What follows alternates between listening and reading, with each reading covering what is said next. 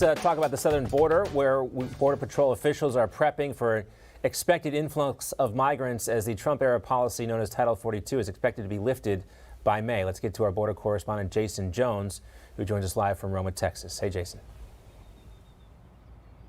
John, it's good to be with you. We've got some extraordinary video for you. Take a look last night in Del Rio, Texas, as a trooper from the Texas Department of Public Safety during Operation Lone Star conducted a routine traffic stop of an 18-wheeler, and in the back, he finds 75 men and women being smuggled. Now, when you're seeing this video, what I want you to know is that this is how these smugglers down here treat people as a commodity, because to them, that's all they are. And the fact that they would haul them in an open bed like this, who knows how far into the U.S., shows the kind of activity these guys are up to. But let me take you now to where we are in Roma, Texas, where just the other night with one of our night vision cameras, we were able to see as over 130 men, women, and children. If you look closely, you'll see children as young as 5 months on the shoulders of men and women trying to cross literally this river from Miguel Alemán, which is behind me, into the U.S. Now, that crossing that you're seeing right there occurred just over my shoulder at that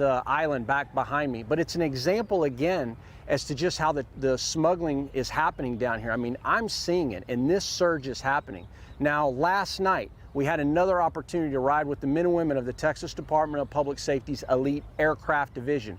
We flew with Captain David Riggs and Lieutenant Ed Mayfield. Listen to what they said about what they're seeing down here every day as they're flying. Can you tell us what we're going to? Okay, right now we have a trooper in pursuit north of Harlingen, which is about 63 miles from our current location. So he had a vehicle turn off of the main highway and go cross country, which they've been doing lots and lots and lots across the ranchers, fences, through the fences, and troopers can't track them. So we're going to take the aircraft over and see if we can help that troop out. David, this is your fourth pursuit today, this aircraft? Today, yes, it is. It's been nonstop, one right after another. Yeah, they're conducting what they call saturation patrols, literally using that high-flying aircraft in order to help local, state, and federal law enforcement. And I'll tell you, John, I wish the American public could hear what we were hearing over the radio, because that aircraft is being requested by everyone. Everything from folks in boats crossing at this river to pursuits, which we heard, as you saw there, along with just other crimes occurring throughout the valley down here. But again, why is that happening? Why are there so many pursuits? Why is that aircraft being launched? Because once these smugglers cross these folks into the U.S., from there on, they've got to get them into stash houses very rapidly and very quickly. And that's when law enforcement picks them up. They have these back-to-back pursuits. It's also resulting in fires, they were telling us down here. But more importantly, crimes against citizens here and against the state. And so luckily, as a result of some of these videos that we're able to get, we're able to show the American public what's happening down here, because the federal government is refusing to allow media to ride with them, which is why Operation Lone Star, a $1.8 billion funded operation, is so important down here. Back to Jaeson, you, speaking of the feds, we're just getting word now that they will in fact lift Title 42 on May 23rd. So the clock is ticking. May 23rd is the day we're being told they're going to lift Title 42. So we know it's only going to be more pressure on those guys down there protecting the border. Great to see you, Jaeson Jones. Thanks so much. Yeah, it sounds like they don't want us to see it, but the word is getting out, and Border Patrol agents in Texas are already bracing for that surge of migrants, John. Title 42 officially now just breaking that it will go away on May 23rd. And joining us now to discuss more of what is happening in Roma is Pastors Maria and Luis Silva from Bethel Mission Outreach Center in Roma. We know the broken border's in your backyard. You showed me the struggle firsthand when I got to spend some time with you down there. It's great to have you both with us today. Thank you so much. Thank you, Bianca, for having us. It's good to have you here. Have us on there, sorry. Yeah, no, so you were invited to a meeting with Border Patrol and law enforcement. You were the only NGO there. We're going to show some exclusive video now of Reynosa, just over the border from you, where 11,000 migrants are living, lots of kids. They're all planning to come seeking asylum. They may not even wait until May. Tell us what the government told you. They need help. They needed your help. They don't know where to put all these people. What can you tell us? Well, Bianca, they know that there's 11,000 people in Reynosa alone, and all across the borders, there's thousands of people. And so They know that they're going to be coming here to different borders, and they're going to be allowed to have an interview for asylum and be loose in our cities in 45 minutes or so, depending on criminal backgrounds, but they're going to be loose. Yeah, and when you say loose, I mean, I've seen it. Luis, you pack a gun when you go out at night. You have small children, you are pastors. But when I was there last summer, these people, they come on foot, as we saw. We have video of that. They also come on rafts, because if people don't understand, there's no wall there. You're right on Rio Grande. And so this was video of just a few nights ago when you were out there, I believe, with Jaeson Jones.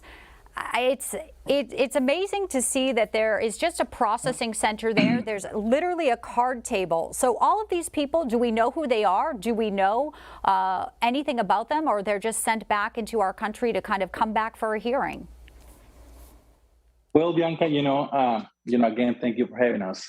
It is a great concern, not just for our community, for our law enforcement, our local mayors here at the border. It's the whole situation is we just don't know who is coming. We don't know their background. And, there may be a lot of good people, but also there's people that we just don't know. They've been previously deported, and also they maybe have a criminal record. So we don't know what is coming. And, I just want to make sure that we are clear on this. I'm not for open borders, but I just want to make sure that we are and for organized people coming in, doing it the right way. Right, because from what we see here, these people are coming in. There's a well-oiled machine, and it's called the Mexican cartel. This was video I got when I was there with you. They process these people efficiently. They have on their tags. They are being paid. This is a clear business for them. And for some reason, the Biden administration is okay with this, it seems, because Title 42 was the one defense Border Patrol had to send people back because of COVID restrictions. So yet we have our government increasing COVID spending. But Luis, what do you make of this? And Michelle, that we have absolutely no idea on now the asylum looks like will be granted to men, women, and children. And they're not Mexican, be clear. They're from other countries.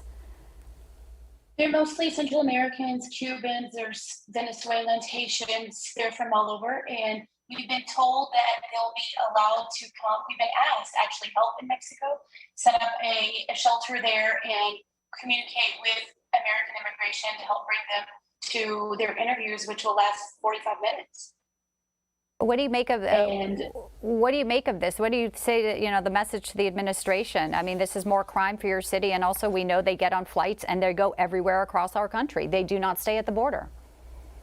Well, it is a very chaotic thing. To be honest with you, it's a very chaotic thing just for everybody that is in here, that we live here. We are not just looking down from up north, but we are the ones that have been affected by the whole situation. Our not just our families, but our border agents and police, local police, they are just putting all the efforts to do that. Now, I just feel this kind of hypocritical from the administration to say that they want to help the migrants, but yet we have thousands and thousands of migrants that lived here for many years already.